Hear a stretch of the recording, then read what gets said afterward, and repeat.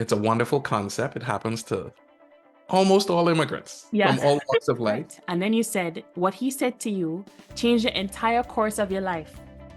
And then I was like, okay, what did you say? Like, I wasn't even aware that that was a lot of money 30 years ago. At the time, yeah, 30 years 30 ago. years ago, I was like, I said, you're not going to make it. You're going to die. I said, what's your biggest regret in life? Knowing you're not going to make it.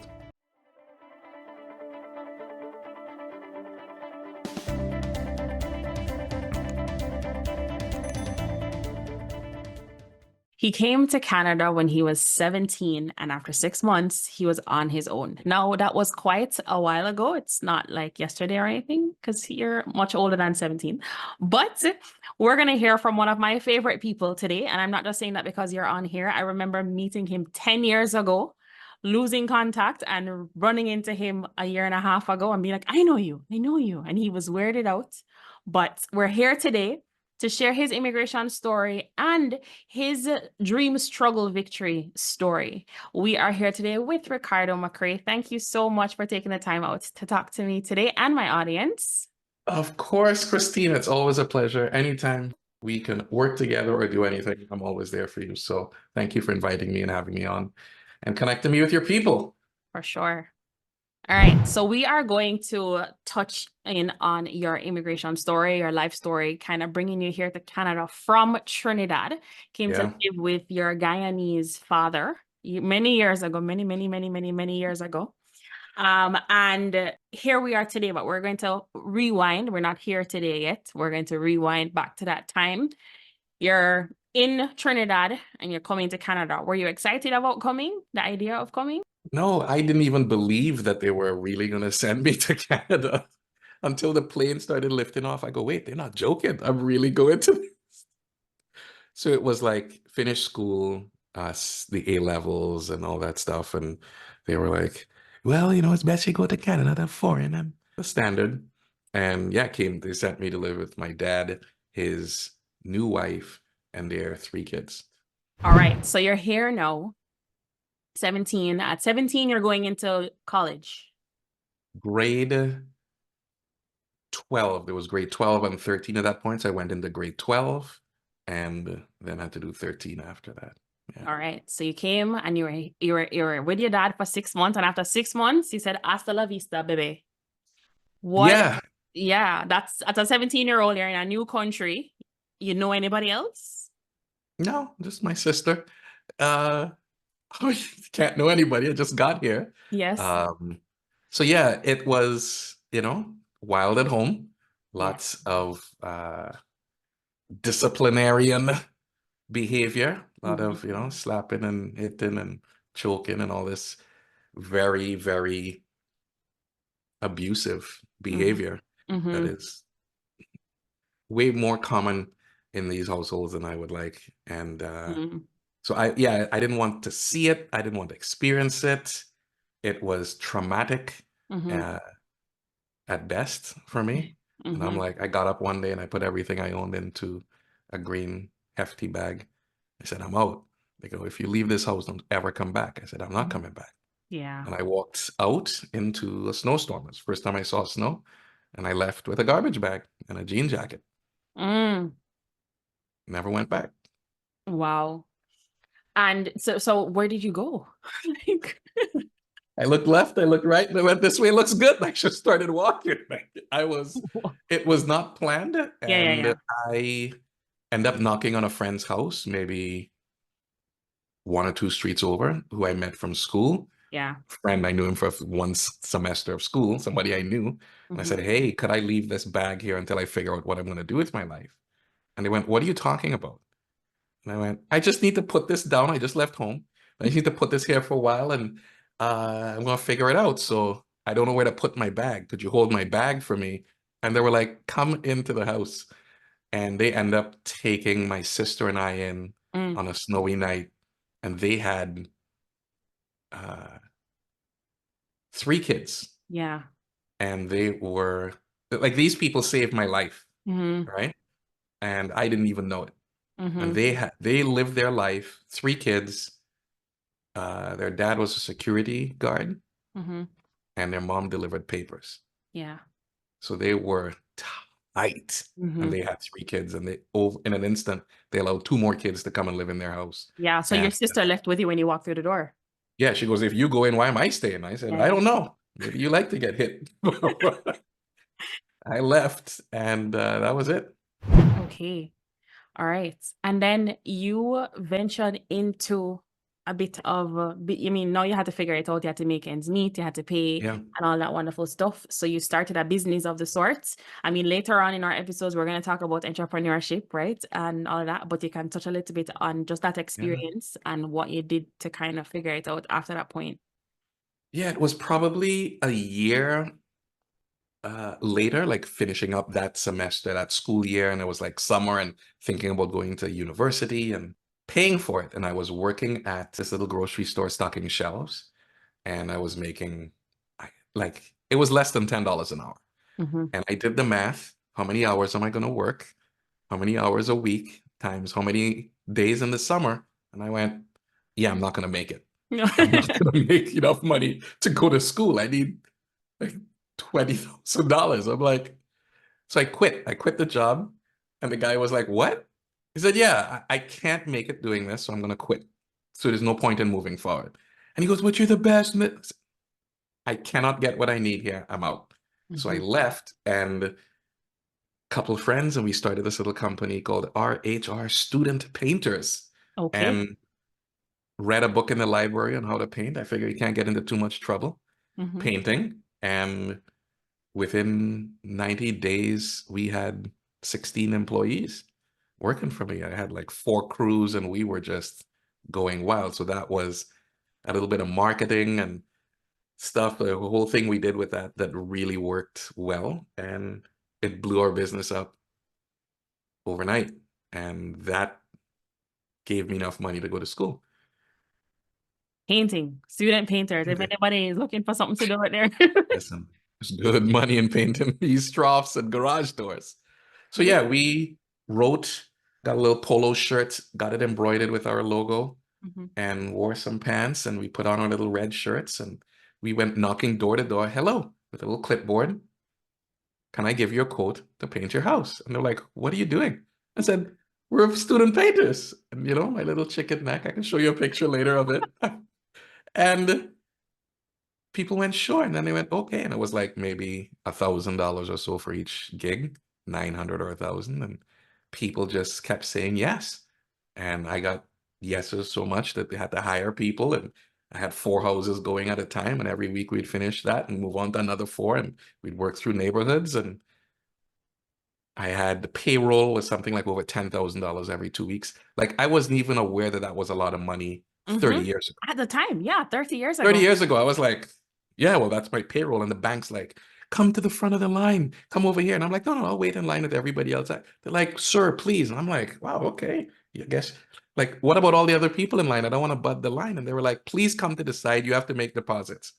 I didn't understand the value of what it is I was doing. Like, Yeah. which 18-year-old is coming into the bank every week to deposit $10,000 worth of checks? Yeah. Legitimately. Legit. Yeah, exactly. Legit, like paying taxes, doing the whole thing. So it was, yeah, started. That's what we did. Okay, cool. And there's one part of what you do and who you are that I didn't announce at the very beginning. So you are a TEDx speaker, and you were Mm. at TEDx and you spoke on TEDx with your wife 8 years ago. 8 years ago. 8 years ago, yes. Yes. 8.5 probably. Okay, so now we're going to fast forward to that time where now you were talking quite a bit about, living a purposeful life, but also living a life true to what you feel like or Yeah. who you want to be, and not being ashamed or afraid of what they are saying, because you studied art and everybody knows the Hmm. story about the starving artist, all of that stuff. We know that.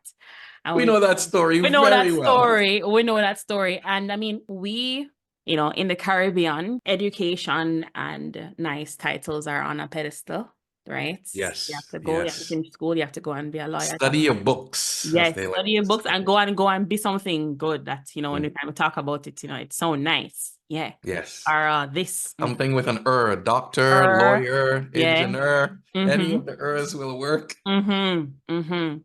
So, I mean, you and Gloria spoke about just how you were kind of living, keeping up with the Joneses, living the kind of life that you thought that was true to you because of what was expected of you, I suppose. And then you made a pivot. Now, in your talk, you said that there was a friend of yours who was dying of cancer, who has Mhm. since passed, sorry, My best friend. Yeah. right? Thank And you said that while he was there, laying in his bed, you were beside him, and you said, now that since you know that, you're gonna pass away, you have a terminal illness, what's your biggest regret? And then you said what he said to you changed the entire course of your life.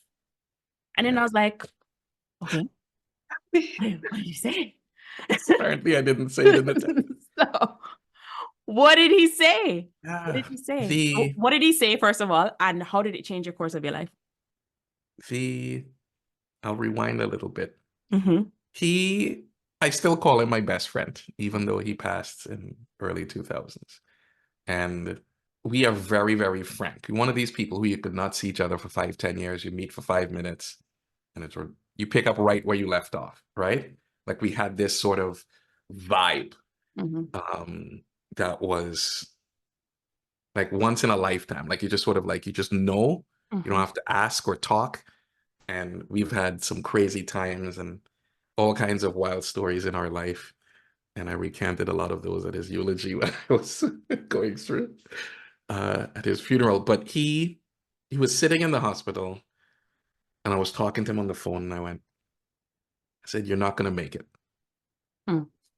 And I don't know what made me say that, Yeah. but I didn't. We were honest with each other. He Mm. goes, "Ricardo, you're the only person that talks to me." I was like, "What are you talking about? Why aren't people saying how you?" They said nobody knows what to say, so nobody says anything. Yeah, yeah. I said, "You're the only person calling me Mm-hmm. and asking me how's the cancer going? What's happening today? What do you need help with?" Like, couldn't help much. I didn't have much, but I was there, Yeah. right? Mm-hmm. And I remember saying to him, I said, "You're gonna die. You've lost 50 pounds, 60 pounds." He was like a stocky dude. He was like, when he lost all this weight, he looked like a normal person, but Victor was always very solid, strong. Mm-hmm. And I said, "You're not gonna make it. You're gonna die." I said, "What's your biggest regret in life?" Knowing you're not gonna make it. He said, "I didn't follow my passions." Mm. He said, "I'm a musician, and I made every excuse in the book not to finish the album. Yeah. I didn't have money. It wasn't the right time. The strings on my guitar hurt. Mm. This wasn't the right people. Any excuse would do." Yeah. And he said, "You have to follow your passions." He said, "What I want to do as I lie here more than anything is to give my son a CD and say, when you want to talk to daddy, play this music." Mm. And I'm like, got it. Got it. You got to follow yourself. You see, because it's one thing to think you're going to die.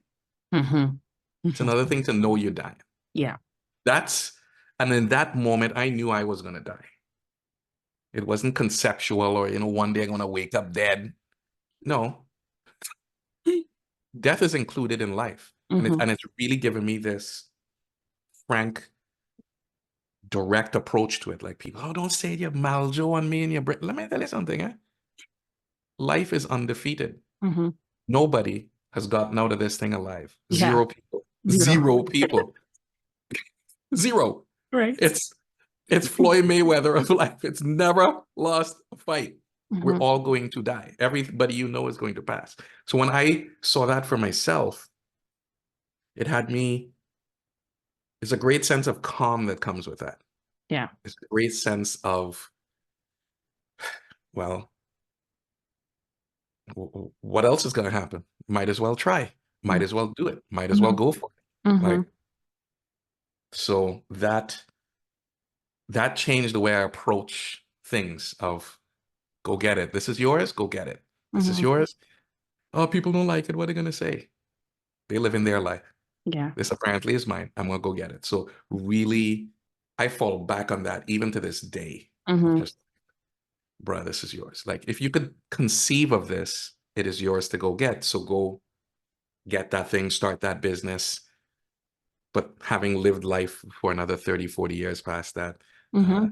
have evolved that into the financial aspect of it. How do you go get that thing and still be financially responsible at the same time? without Right. having finances lead. Well, is enough money? And is it? No, there's a balance between those. We'll probably talk about it later, but there's a balance that you dance between that to make sure that you can go the long distance. Mm-hmm. To go after your passions in life and live and do well and get what you want. Yeah. So don't leap and the net will appear. Kind of No, like have a net no. so that I, you I can. leaped. I leaped a few times in my life. I don't Yeah. recommend it. Yeah. Right? Like, and the reason I leaped was I did not have children. I was not married. I could survive on ramen noodles and hot dogs for 6, 8 months and just get through it. Mm-hmm. Right? Mm-hmm. But if you have responsibilities in your life, Yeah. I would advise you not to leap. Do it responsibly. Yes, A you net. have to leap in a way that you may not leap, but you might be able to climb. You might be able to crawl. It will be a different path for you. Don't follow me because I did it. Yeah. Run your own life, right? Like it's do it in a responsible enough way Mm-hmm. that it probably is going to hurt a little bit. Mm-hmm. There will be some adjustments. Like I had to cut out television. I cut off my cable. I had to downgrade my phone plan. I had to change where I bought groceries and change where I lived and all these things in order to get my cost of living low enough that I could go the distance. Yeah. It's about the long game. It's not about coming out and winning in one. No, it could take years. Where do you got to live? What do you got to do? And like, let's start this marathon to get to this point. Yeah. Yeah. Perfect. And throughout your time in Canada, so now you came to Canada, you kind of are on your own. At any point do you feel like going home? Did you feel like nah, this isn't for me and going back to Trinidad? Hmm. That's a good question. Nobody's ever asked me that question before. Uh, no, I never felt like going back. Mm-hmm. Uh, this was my home. Yeah. This is where I live. Mm-hmm. And I didn't feel Canadian. Yeah. And there wasn't, where you going? You're here Mhm. now. Yeah. Right? And Figure I it out. see many people go through this for decades, most of their life. And they're like, I'm going back home. I'm going back home when I retire. And it's like I've seen it play out in life now, right? I've had Yeah. 30 years here. I've watched people get to 65 and I'm going back home. And when they get there, Mm. a lot of their friends are gone. The country is different. Mhm. The circumstances and crime and all these things are moving at a different pace.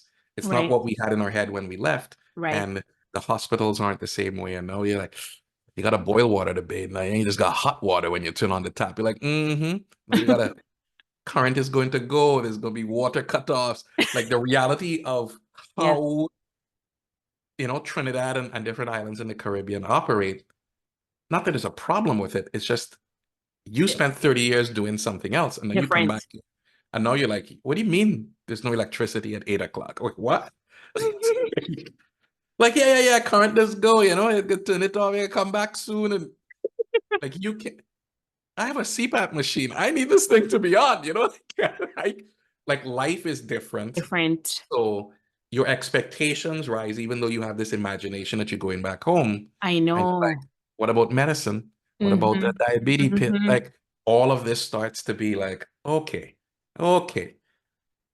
So it's a wonderful concept. It happens to almost all immigrants Yeah. from all walks of life. Yeah. But the I have found that it is emotionally better to say, this is where I live.